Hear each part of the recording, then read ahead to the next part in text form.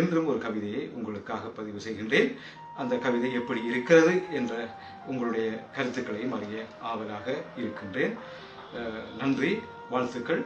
அந்த கவிதையின் தலைப்பு அடைகிறாய் உன்னை தவிர எனும் தலைப்பு. ஆலயங்களில் தேடுகிறார்கள் இறைவனை, உள்ளத்தை இருளாக்கிவிட்டு. ஆலயங்களில் தேடுகிறார்கள் இறைவனை, உள்ளத்தை இருளாக்கிவிட்டு. இன்னும் அழுக்காகிறது உலகம் உள்ளத்தை அடையாத போதனைகளால். இன்னும் அழுக்காகிறது உலகம் உள்ளத்தை அடையாத போதனைகளால்.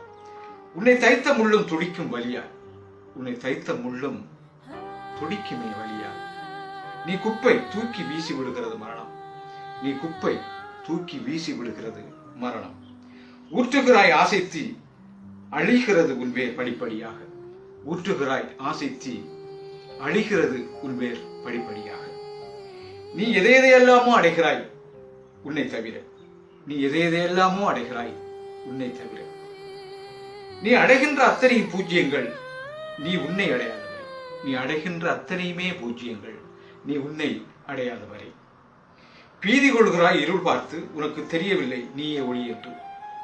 பீதி கொள்கிறாய் இருள் பார்த்து, உனக்கு தெரியவில்லை நீதான் ஒளி என்று. உன்னால் காண முடியாது வெளிச்சத்தில் மின்னுகின்ற மின்மினியை.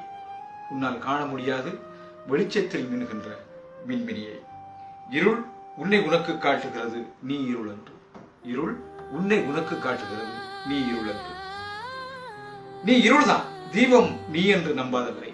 நீ இருள்தான் தீபம் நீ என்று நம்பாதவரை.